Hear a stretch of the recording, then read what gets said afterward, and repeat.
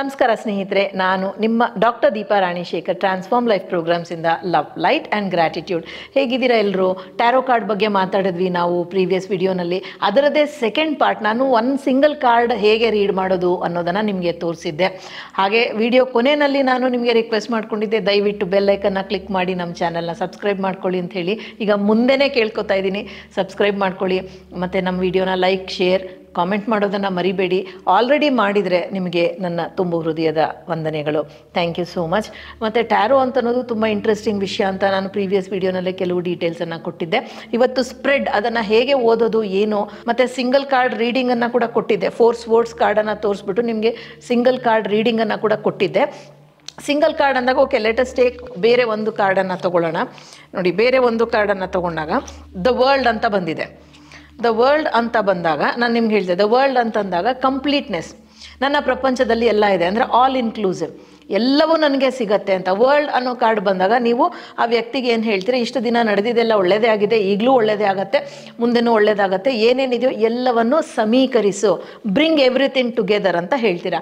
ಮತ್ತು ಇನ್ನೊಂದು ನಾನು ಹಾಗೆ ಶುರು ಮಾಡಿದೆ, ಏಕೆಂದರೆ ಇದು ಪ್ರೀವಿಯಸ್ ವಿಡಿಯೋದು ಕಂಟಿನ್ಯೂಷನ್ನು. ಆದರೆ ನೀವು ಒಂದು ಸತಿ ಗಂಟೆ ಆಡಿಸ್ಬೇಕು, ಕಾರ್ಡನ್ನು ಕ್ಲಿಯರ್ ಮಾಡಬೇಕು, ಹೇಗೆ ಮಾಡೋದು ಅಂತ ಪ್ರೀವಿಯಸ್ ವಿಡಿಯೋನಲ್ಲಿ ಹೇಳ್ಕೊಟ್ಟಿದ್ದೀನಿ ನಾನು. ಮತ್ತು ಈ ಥರ ಒಂದು ಕ್ರಿಸ್ಟಲ್ಸು ಇದೆಲ್ಲ ನಿಮಗೆ ಆ ಡಿವಿನೇಷನ್ ತುಂಬ ಮುಖ್ಯ, ದೈವಿಕವಾದ ದಿಕ್ಸೂಚಿ ತುಂಬ ಮುಖ್ಯ. ಅದಕ್ಕೆ ಇದೆಲ್ಲವನ್ನು ನಾವು ರೆಡಿ ಮಾಡ್ಕೋಬೇಕು. ಮತ್ತು ಕ್ಲೆನ್ಸ್ ಮಾಡೋದಕ್ಕೆ ಇನ್ನೊಂದು ಕೂಡ ಮಾಡ್ಬೋದು, ಊದಿನ ಕಡ್ಡಿ ಅಥವಾ ಧೂಪದ ಆ ಹೊಗೆಗೆ ಕೂಡ ನೀವು ತೋರಿಸಿದಾಗ ಕ್ಲಿಯರ್ ಆಗುತ್ತೆ ಕಾರ್ಡ್ಸ್. ನೋಡ್ಬಿಟ್ಟು ತೆಗೆಯೋದಿಲ್ಲ, ಜನರಲ್ ಆಗಿ ಮಧ್ಯದಿಂದ ಬೇಕಾದ್ರೂ ತೆಗಿಬೋದು, ಹೀಗೆ ಬೇಕಾದ್ರೆ ಒಟ್ಟು ಹಾಗೆ ತೆಗೆದು ಇಡ್ತೀವಿ. ಇದು ಸಿಂಗಲ್ ಕಾರ್ಡ್ ರೀಡಿಂಗ್ ಆಯಿತಾ. 3 ಕಾರ್ಡ್ಸ್ ರೀಡಿಂಗಲ್ಲಿ ಹೇಗೆ ಅಂತಂದರೆ, ಓಕೆ, ಇದನ್ನು 1 ಕಾರ್ಡ್ ತೆಗಿತೀರಾ. ಇದು ಆಲ್ ಇನ್ಕ್ಲೂಸಿವ್ ವರ್ಲ್ಡ್ ಅಂತ ಬಂದಾಗ ಓಕೆ, ಇಲ್ಲಿಗೆ ಎಲ್ಲನೂ ಬಂದ್ಬಿಡ್ತು, ನೀವು ಮುಂದೆ ಏನೂ ಕೇಳೋದೇ ಬೇಡ ಆಯಿತಾ. ಈ ಕಾರ್ಡನ್ನು ವಾಪಸ್ ಇಡೋಣ. ಲೆಟ್ ಅಸ್ ಶಫಲ್ ದಿಸ್ ಆಯಿತಾ. Let us shuffle this and ಮತ್ತೊಂದು ಕಾರ್ಡನ್ನು ನೀವು ತೆಗಿತೀರಾ. ಇದು 4 ಆಫ್ ಪೆಂಟ್ಯಾಕಲ್ಸ್ ಅಂತ ಬಂತು.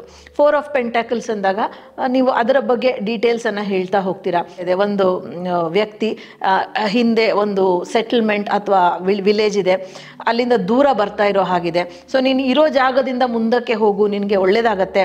ಕೈಯಲ್ಲಿ ಒಂದು ಪರ್ಸ್ ಥರ ಏನೋ ಹಿಡ್ಕೊಂಡಿದ್ದಾಳೆ, ಅದರಲ್ಲಿ 4 ವಿಷಯಗಳಿರೋ ಹಾಗಿದೆ, ಚಕ್ರಗಳಿರೋ ಹಾಗಿದೆ. ಸೊ ಇಲ್ಲಿ ನೀವು ನೋಡಿದ್ರೆ ಈ ಚಕ್ರಗಳನ್ನು ಬ್ಯಾಲೆನ್ಸ್ ಮಾಡು ಅಂತ ಹೇಳ್ಬೋದು. ಆರೆಂಜ್ ಕಾಣ್ತಾ ಇದೆ, ಗ್ರೀನ್ ಕಾಣ್ತಾ ಇದೆ, ಯೆಲ್ಲೋ, ಬ್ಲೂ ಕಾಣ್ತಾ ಇದೆ. ಸೊ ಆರೆಂಜ್ ಚಕ್ರ ಅಂದಾಗ ಸ್ವಾದಿಷ್ಟಾನ ಚಕ್ರ, ಗ್ರೀನ್ ಚಕ್ರ ಅಂದಾಗ ಅನಾಹತ ಚಕ್ರ, ಹಾರ್ಟ್ ಚಕ್ರ, ಯೆಲ್ಲೋ ಅಂತಂದಾಗ ಮಣಿಪೂರಕ ಚಕ್ರ, ನೇವಲ್ ಸೆಂಟರ್, ಬ್ಲೂ ಅಂತಂದಾಗ ಥ್ರೋಟ್ ಚಕ್ರ, ವಿಶುದ್ಧಿ ಚಕ್ರ. ಇದನ್ನೆಲ್ಲ ನೀನು ಸರಿ ಮಾಡ್ಕೋ, ನೀನು ಇರೋ ಜಾಗದಿಂದ ಮುಂದಕ್ಕೆ ಹೋಗಬೇಕಂದ್ರೆ ದೂರ ಹೋಗಬೇಕು ಅಂತ ಕೂಡ ಹೇಳ್ಬೋದು. ಇದು 1ನೇ ಕಾರ್ಡ್. ಇಲ್ಲ, ನನಗೆ ಸಮಾಧಾನ ಆಗಿಲ್ಲ, ಇನ್ನೂ ಹೇಳು ಅಂತಂದಾಗ ನೀವು ನೆಕ್ಸ್ಟ್ ಕಾರ್ಡನ್ನು ತೆಗಿತೀರಾ. ನೈಟ್ ಆಫ್ ಸ್ವೋರ್ಡ್ಸ್ ಅಂದರೆ ಆ್ಯಕ್ಷನ್. ಎಲ್ಲೋ ಒಂದು ಕಡೆ ರಾಜನ ಒಂದು ವಿಷಯಗಳಿಗೆ ದಾರಿಯನ್ನು, ಹಾದಿಯನ್ನು ಕೊಡುವಂಥ ರಾಜ ಒಬ್ಬನೇನು ಮಾಡೋಕ್ಕಾಗಲ್ಲ, ಜೊತೆಯಲ್ಲಿ ವಾರಿಯರ್ಸ್ ಇರಬೇಕು, ಮಂತ್ರಿಗಳಿರಬೇಕು, ಅವರು ಆ ಸಪೋರ್ಟ್ ಸಿಗತ್ತೆ ನಿನಗೆ. ನೈಟ್ ಆಫ್ ಸ್ವೋರ್ಡ್ಸ್ ಅಂದಾಗ ಸಪೋರ್ಟ್ ಸಿಗತ್ತೆ ಅಂತ ಅರ್ಥ ಆಯಿತಾ. ಇದನ್ನು ನಿಮಗೆ ಆ ಟೈಮಲ್ಲಿ ಇಲ್ಲಿಡಬೇಕು ಅನ್ಸಿದ್ರೆ ಅದು ಪಾಸ್ಟ್, ಇಲ್ಲಿಡಬೇಕು ಅನ್ಸಿದ್ರೆ ಅದು ಫ್ಯೂಚರ್. ಸೊ 2 ಕಾರ್ಡ್ ಸಾಧಾರಣ ಆದಮೇಲೆ ಕೇಳ್ತೀವಿ, ನಿನಗೆ ಸಮಾಧಾನ ಆಗಿದೆಯಾ ನಾನು ಹೇಳಿದ್ದು ಅಂತ ಹೇಳಿ. ಇಲ್ಲ ಇನ್ನೂ ಬೇಕು ಅಂತಂದಾಗ 3ನೇ ಕಾರ್ಡ್ನ ತೆಗಿತೀವಿ, the hanged man. Hanged man ಬಗ್ಗೆ ಕೂಡ ನಾನು ಹೇಳಿದೆ. ಅಂದರೆ ಎಲ್ಲೋ ಒಂದು ಕಡೆ ಯಾವುದೋ ಒಂದು ವಿಷಯವನ್ನು ನೀನು ಸ್ಯಾಕ್ರಿಫೈಸ್ ಮಾಡಬೇಕು, ಸಮಾಧಾನವಾಗಿ ನೀನು ಒಂದು ವಿಷಯವನ್ನು ತ್ಯಾಗ ಮಾಡಬೇಕು. ಪ್ರಾಬಬ್ಲಿ ಮದುವೆ ವಿಷಯದಲ್ಲಿ ಮನೇಲಿ ಒಪ್ಕೋತಾ ಇಲ್ಲ ಅಂದರೆ ನೀನು ಈ ಪ್ರೀತಿನ ತ್ಯಾಗ ಮಾಡಬೇಕಾಗ್ಬೋದು, ಅಥವಾ ನಿನ್ನ ಎಡ್ಯುಕೇಷನ್ನ ನೀನು ತ್ಯಾಗ ಮಾಡಬೇಕು. ಯಾಕೆ ಅಂತಂದರೆ ಒಂದೊಂದು ಘಟ್ಟದಲ್ಲಿ ಒಬ್ಬೊಬ್ಬರಿಗೆ ಬರುತ್ತೆ, ಫಾರಿನ್ಗೆ ಹೋಗೋ ಯೋಗ ಬಂದಿರುತ್ತೆ, ಆ ಟೈಮಲ್ಲಿ ಪಾಪ ಅದರಲ್ಲೂ ಹೆಣ್ಮಕ್ಳಿಗೆ ಚಾಲೆಂಜಸ್ ಜಾಸ್ತಿ, ಗಂಡು ಮಕ್ಕಳೇ ತಪ್ಪಾಗಿ ತಿಳ್ಕೊಬೇಡಿ. ಆ ಟೈಮಲ್ಲಿ ಆಕೆ ಗರ್ಭಿಣಿ ಅಂತಂದಾಗ ಹೋಗೋದಾ ಬಿಡೋದಾ ಆ ಥರ ಎಲ್ಲ 108 ಬರುತ್ತೆ. ಆಗ ಅವಳು ಆ ಒಂದು ಕರಿಯರ್ನ ತ್ಯಾಗ ಮಾಡಬೇಕು ಅಂದರೆ ಪೂರ್ತಿ ಬಿಟ್ಬಿಡಲ್ಲ, ಬಟ್ ಆ ಅವಕಾಶನ ತ್ಯಾಗ ಮಾಡಬೇಕು, ಇಲ್ಲ ಆ ಗರ್ಭವನ್ನು ತ್ಯಾಗ ಮಾಡಬೇಕು, ಇಲ್ಲ ಅಲ್ಲಿ ಹೋಗಿ ಮಗು ಮಾಡ್ಕೊಂಡಾಗ ಅದರದ್ದೇ ಚಾಲೆಂಜಸ್ ಇರುತ್ತೆ. ಸೊ ಆ ತ್ಯಾಗ ಅನ್ನೋದು ಯಾವ ರೂಪದಲ್ಲಿ ಬೇಕಾದರೂ ಬರ್ಬೋದು. ಇದು 3 ಕಾರ್ಡ್ಸ್ ಆಯಿತಾ. ಈಗ ನೆಕ್ಸ್ಟ್ ನೋಡೋಣ. ನಾವು ನೆಕ್ಸ್ಟ್ ನೋಡಬೇಕಾದ್ರೆ ಹೇಗೆ ನೋಡ್ತೀವಿ ಅಂತಂದಾಗ ಮೊದಲು ಒಂದು ಕಾರ್ಡನ್ನು ಇಡ್ತೀವಿ ಆಯಿತಾ. ನಂತರ ಅದರ ಮೇಲೆ ಹೀಗೆ ಇನ್ನೊಂದು ಕಾರ್ಡನ್ನು ಇಡ್ತೀವಿ. ಅದರ ನಂತರ 3ನೇ ಕಾರ್ಡ್ ಇಲ್ಲಿ, 4ನೇ ಕಾರ್ಡ್ ಇಲ್ಲಿ, 5ನೇ ಕಾರ್ಡ್ ಇಲ್ಲಿ, 6ನೇ ಕಾರ್ಡ್ ಇಲ್ಲಿ ಆಯಿತಾ.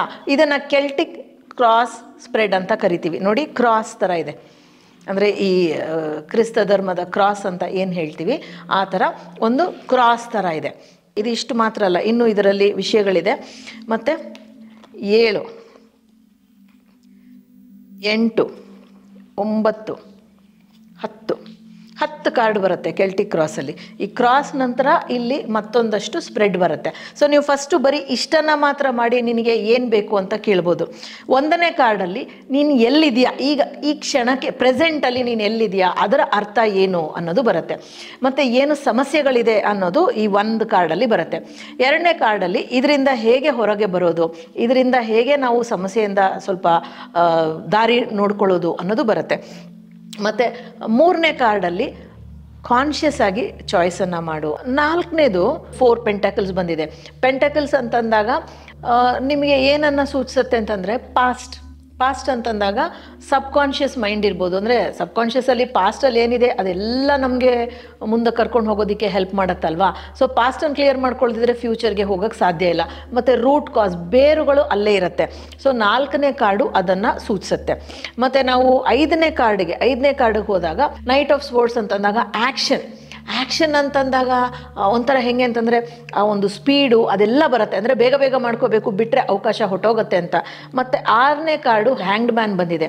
ಅಂದರೆ ಹ್ಯಾಂಗ್ಡ್ ಮ್ಯಾನ್ ಅಂತಂದಾಗ ಸ್ಯಾಕ್ರಿಫೈಸ್ ಬೇಕು, ಬಿಟ್ಟುಬಿಡು, ಮುಂದಕ್ಕೆ ಸಾಗು ಅಂತ ಹೇಳಿ. ಮತ್ತು 7ನೇ ಕಾರ್ಡು 5 ಆಫ್ ವಾಂಡ್ಸ್ ಬಂದು ನಿಮಗೆ 7 ಪ್ಲೇಸಲ್ಲಿದೆ. 7 ಅಂತಂದಾಗ ಆ್ಯಟಿಟ್ಯೂಡ್ ಅಂದಾಗ ಹೇಗೆ ನಾವು ಆ ಒಂದು ವಿಷಯಕ್ಕೆ ನಾವು ಅರ್ಥೈಸ್ತೀವಿ, ಹೇಗೆ ನಾವು ರಿಯಾಕ್ಟ್ ಮಾಡ್ತೀವಿ, ರೆಸ್ಪಾಂಡ್ ಮಾಡ್ತೀವಿ ಅನ್ನೋದು ಆ್ಯಟಿಟ್ಯೂಡ್ ಅನ್ನೋದು ಗೊತ್ತೇ ಇದೆ. ಸುಮಾರು ವಿಡಿಯೋಗಳಲ್ಲಿ ನಾನೇ ಅದ್ರ ಬಗ್ಗೆ ಹೇಳಿದ್ದೀನಿ. ಅಂದರೆ ಈಗ ಒಂದು ಕಡೆ ಒಬ್ಬ ವ್ಯಕ್ತಿನ ರಿಪೋರ್ಟರ್ ಅಂತ ಇಟ್ಕೊಳ್ಳಿ, ಮೀಡಿಯಾ ಪರ್ಸನ್. ಒಂದು ಶಿಪ್ಪಲ್ಲಿ ಒಬ್ಬರು ಮಂತ್ರಿ ಇದ್ದಾರೆ, ಅವರು ಫ್ಲ್ಯಾಗ್ ಹಾಯ್ಸ್ಟ್ ಮಾಡ್ತಾರೆ ಇಂಡಿಪೆಂಡೆನ್ಸ್ ಡೇಗೆ, ನೀವು ಹೋಗಿ ಅದನ್ನು ಕವರ್ ಮಾಡ್ಕೊಂಡು ಬಾ ಅಂತ ಹೇಳ್ತಾರೆ. 2 ಪತ್ರಿಕೆಯವರಲ್ಲಿ ಹೋಗಿರ್ತಾರೆ. ಒಬ್ಬನ ಫೋನ್ ಮಾಡಿ ಹೇಳ್ತಾನೆ, ಇಲ್ಲ ಇಲ್ಲಿ ಪ್ರೋಗ್ರಾಮ್ ಆಗಲ್ಲ, ಫ್ಲ್ಯಾಗ್ ಹಾಯ್ಸ್ಟ್ ಮಾಡಲ್ಲ. ಯಾಕೆ ಅಂತ ಕೇಳಿದಾಗ ನಾನು ವಾಪಸ್ ಬರ್ತಾ ಇದ್ದೀನಿ. ಯಾಕೆ ಅಂತಂದಾಗ ಬೇರೆ ಯಾರೋ ಬಂದರು, ಏನೋ ಆಯಿತು, ಜಗಳ ಆಯಿತು, ಮಿನಿಸ್ಟ್ರು ಕೊಲೆ ಆಗೋಯ್ತು, ಸೊ ಫ್ಲ್ಯಾಗ್ ಹಾಯ್ಸ್ಟಿಂಗ್ ಇಲ್ಲ ಅಂಥೇಳಿ ವಾಪಸ್ ಬರ್ತೀನಿ ಅಂತಾನೆ. ಇನ್ನೊಬ್ಬ ಹೇಳ್ತಾನೆ, ಇನ್ನೂ 2 ಕ್ಯಾಮ್ರಾಮನ್, ಇನ್ನೂ 2 ರಿಪೋರ್ಟರ್ ಕಳಿಸಿ ನಮ್ಮ ಕಂಪನಿ, ನಮ್ಮ ಮೀಡಿಯಾ ಹೌಸಿಂದ, ಯಾಕೆಂದರೆ ಮಂತ್ರಿ ಕೊಲೆ ಆಗೋಗಿದೆ, ಫ್ಲ್ಯಾಗ್ ಹಾಯ್ಸ್ಟಿಂಗ್ ನಡೆಯಲ್ಲ, ಆದರೆ ಇದೇ ಬ್ರೇಕಿಂಗ್ ನ್ಯೂಸ್ ಅಂತ. ಸಿಚುವೇಶನ್ ಅದೇನೆ, ನಾವು ಹೇಗೆ ಅಪ್ರೋಚ್ ಮಾಡ್ತೀವಿ, ನಮ್ಮ ಆ್ಯಟಿಟ್ಯೂಡ್ ಏನಿದೆ. ಒಬ್ಬರು ಅಲ್ಲಿ ಪಾಸಿಬಿಲಿಟಿ ನೋಡಿದ್ರು, ಇನ್ನೊಬ್ಬರು ಪ್ರಾಬ್ಲಮ್ ನೋಡಿದ್ರು. ಸೊ ಈ 7ನೇ ಕಾರ್ಡು ನಮ್ಮ ಒಂದು ಆ್ಯಟಿಟ್ಯೂಡನ್ನು, ಅಪ್ರೋಚನ್ನು ತೋರಿಸುತ್ತೆ. ನಿನ್ನ ಆ್ಯಟಿಟ್ಯೂಡ್ ಹೇಗಿರಬೇಕು, ಹೀಗಿರಬೇಕು. ಸೊ 5 ಆಫ್ ವಾಂಡ್ಸ್ ಅಂತಂದಾಗ ನಾನಾ ಕಡೆಯಿಂದ ಬರುತ್ತೆ, ಎಲ್ಲವನ್ನು ನಾನು ಟ್ಯಾಕಲ್ ಮಾಡಬೇಕು. ಈಗ ಉದಾಹರಣೆಗೆ ಟೀಚರೇ ತೊಗೊಳ್ಳಿ, ಅವರು ಫುಲ್ ಪ್ರಿಪೇರ್ ಆಗಿ ಹೋದ್ರೂ ಮಕ್ಕಳು ಬೇರೆ ಬೇರೆ ಪ್ರಶ್ನೆ ಕೇಳಿದಾಗ ಎಲ್ಲದಕ್ಕೂ ಉತ್ತರ ಕೊಡುವಂಥ ಒಂದು ಜ್ಞಾನ ಅವರಿಗೆ ಇರಬೇಕು.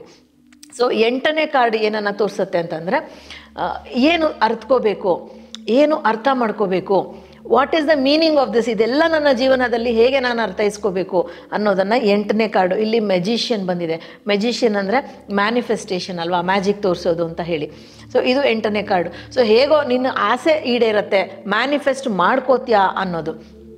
9ನೇ ಕಾರ್ಡ್ ಅಂತಂದಾಗ ಹೋಪ್ ಮತ್ತು ಫಿಯರ್ ಎರಡೂ ಬರುತ್ತೆ. ಇಲ್ಲಿ 7 ಆಫ್ ಕಪ್ಸ್ ಅಂತ ಇದೆ. ಕಪ್ಸ್ ಅಂತಂದಾಗ ವಾಟರ್ ಎಲಿಮೆಂಟ್ ಅಲ್ವಾ. ಕಪ್ಸ್ ಅಂದಾಗ 7 ಭಾವನೆಗಳು, ನಾನಾ ಥರದಿಂದ 7 ವ್ಯಕ್ತಿಗಳು ನಿನ್ನ ಭಾವನಾತ್ಮಕವಾಗಿ ಬಂಧಿಸ್ತಾರೆ ಅಂತ ಇರ್ಬೋದು, ಅಥವಾ ಸುಮಾರು ವಿಷಯಗಳಲ್ಲಿ ನಿನಗೆ ಭಾವನೆಗಳಲ್ಲಿ ನಿನಗೆ ಏರುಪೇರಾಗ್ಬೋದು ಅಂತ ಇರ್ಬೋದು, ನಿನ್ನ 7 ಚಕ್ರಗಳನ್ನು ಬ್ಯಾಲೆನ್ಸ್ ಮಾಡು ಅಂತ ಇರ್ಬೋದು. ನೀವು ಹೇಗೆ ಬೇಕಾದರೂ ತಗೋಬೋದು. 10ನೇ ಕಾರ್ಡು ಫ್ಯೂಚರ್. ಇಷ್ಟು ಹೊತ್ತು ಮಾಡಿದ್ದು ನಿನ್ನ ಜೀವನದ ಒಂದು ಕ್ರಿಯೆ, ಅದರ ಒಂದು ಎಲ್ಲಿಗೆ ತಂದು ನಿಲ್ಲಿಸುತ್ತೆ, ಅದರ ಒಂದು ರಿಸಲ್ಟ್ ಏನು, ನಿನ್ನ ಫ್ಯೂಚರ್ ಎಲ್ಲಿಗೆ ತಂದು ಬಿಡತ್ತೆ, ಏನು ಮಾಡ್ತೀಯ ಅದರಿಂದ ಅಂತನ್ನೋದು ಈ ಒಂದು ಟ್ಯಾರೋ ಕೆಲ್ಟಿಕ್ ಸ್ಪ್ರೆಡ್ ಅಂತ ಹೇಳ್ತಾರೆ, ಕೆಲ್ಟಿಕ್ ಕ್ರಾಸ್ ಸ್ಪ್ರೆಡ್ ಅಂತ ಹೇಳ್ತಾರೆ. ಸೊ ನೀವು ಯಾವ ಕಾರ್ಡು ಎಲ್ಲಿ ಹೇಗೆ ಅಂದರೆ ಅದನ್ನು ಆ ಸಿಚುವೇಶನ್ಗೆ ಕನೆಕ್ಟ್ ಮಾಡಿ ಹೇಳಬೇಕಾಗತ್ತೆ. ಅದನ್ನೇ ಚಾನಲಿಂಗ್ ಗೈಡೆನ್ಸ್ ಅಂತ ಹೇಳೋದು, ಇಂಟ್ಯೂಟಿವ್ ಕೆಪಾಸಿಟಿ ಅಂತ ಹೇಳೋದು, ಇಂಟರ್ಪ್ರಿಟೇಷನ್ ಅಂತ ಹೇಳೋದು. ಬರೀ ಸ್ಪ್ರೆಡ್ ಮಾಡಿ ಈ ಬುಕ್ಕನ್ನು ನೋಡ್ಕೊಂಡು ಹೇಳೋದು ದೊಡ್ಡ ವಿಷಯ ಅಲ್ಲ. ಈ ಬುಕ್ಕಲ್ಲಿ ಕೆಲವೊಂದು ಡೀಟೇಲ್ಸ್ ಕೂಡ ಇರುತ್ತೆ, ಇಲ್ಲ ಅಂತ ನಾನು ಹೇಳೋದಿಲ್ಲ. ನೋಡಿ, ಸ್ವೋರ್ಡ್ಸ್ ಅಂತ ಇದ್ದಾಗ experience, brilliant, moments of clarity ಅಂತ ಇದೆ. ಕ್ಲಾರಿಟಿ ಇರುತ್ತೆ ಅಂತ ಹೇಳ್ಬೋದು, ಆಯಿತಾ. ಸ್ವೋರ್ಡ್ಸ್ ಅಂತಂದಾಗ ಕ್ಲಾರಿಟಿ. ನೋಡಿ ಇಲ್ಲಿ ಫಸ್ಟ್ ಕಾರ್ಡ್ ವಾಸ್ ಸ್ವೋರ್ಡ್ಸ್ ಅಲ್ವಾ. ಈ ಇಡೀ ಇದರಲ್ಲಿ ನಿನಗೆ ಕ್ಲಾರಿಟಿ ಸಿಗುತ್ತೆ, ನೀನು ಯಾವ ವಿಷಯಕ್ಕೆ ಕೇಳ್ತಾ ಇದೆಯೋ ಕ್ಲಾರಿಟಿ ಸಿಗುತ್ತೆ. ಇಂಥ ಒಂದು ವಿಷಯ ಅಂತಲೇ ಇಲ್ಲದೆ ಕೂಡ ನೀವು ಟ್ಯಾರೋ ಕಾರ್ಡನ್ನು ಓದ್ಬೋದು. ಅಂದರೆ ನನಗೆ ಇಂಥದಕ್ಕೆ ಉತ್ತರ ಬೇಕು ಅಂತಲ್ಲ, ಜನರಲ್ ಆಗಿ ಕೂಡ ಓದ್ಬೋದು, ಬೇರೆಯವ್ರಿಗೆ ಓದ್ಬೋದು, ನಿಮಗೆ ನೀವೇ ಓದ್ಕೋಬೋದು, ಒಂದು ಇಡೀ ಗ್ರೂಪಿಗೆ ನೀವು ಒಂದು ಗೈಡೆನ್ಸನ್ನು ಕೊಡ್ಬೋದು. ಇದು Celtic spread. So let me remove the Celtic spread so that we can go to the next spread. So ಅದು ಆದ ನಂತರ ನಾವು ಅದನ್ನು ತೆಗೆದುಬಿಟ್ಟು ಮತ್ತೆ ಇಟ್ಟು ಶಫಲ್ ಮಾಡ್ತೀವಿ. ಸೊ ಒಬ್ಬರ ರೀಡಿಂಗ್ ಆದಮೇಲೆ ಮತ್ತೊಬ್ಬರ ರೀಡಿಂಗ್ ಮಾಡೋ ಹೊತ್ತಿಗೆ ನಾವು ಕಾರ್ಡನ್ನು ಕ್ಲೆನ್ಸ್ ಮಾಡಬೇಕು. ಸೊ ನೆಕ್ಸ್ಟ್ ಒನ್ ನಾನೇನು ಹೇಳ್ತಾ ಇದ್ದೀನಿ ಅಂತಂದರೆ ರಿಲೇಷನ್ಶಿಪ್ ಸ್ಪ್ರೆಡ್, ಅಂದರೆ ಸಂಬಂಧಗಳ ಒಂದು ಸ್ಪ್ರೆಡ್ ಅಂತ ಹೇಳಿ. ಮತ್ತು ಹಾರ್ಡ್ ಆ್ಯಂಡ್ ಫಾಸ್ಟ್ ರೂಲ್ ಏನಿಲ್ಲ, 7 ಕಾರ್ಡ್ಸನ್ನು ಉಪಯೋಗಿಸ್ತೀವಿ.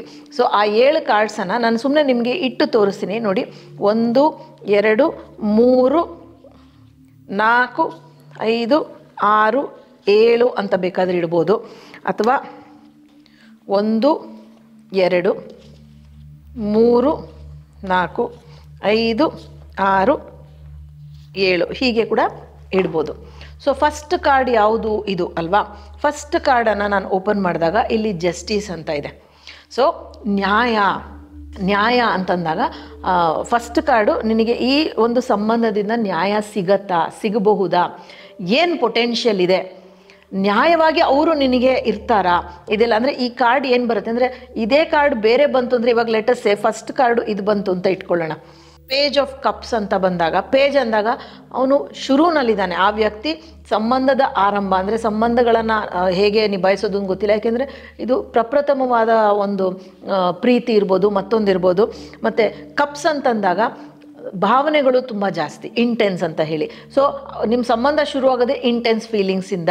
ಮತ್ತು ಸ್ಟಾರ್ಟಿಂಗ್ ಅಂದರೆ ಅಭ್ಯಾಸ ಇಲ್ಲ ಹೇಗೆ ನಿಭಾಯಿಸಬೇಕು ಅಂತ. ಸೊ ತುಂಬ ಇಮೋಷ್ನಲ್ ಪರ್ಸನ್ ಜೊತೆ ಸಂಬಂಧ ನಿಭಾಯಿಸೋದು ಕಷ್ಟ ಇದೆ, ಭಾವನೆಗಳೇ ಇಲ್ಲದೆ ಇರೋರ ಜೊತೆ ಕಷ್ಟ ಇದೆ ಅಲ್ವಾ?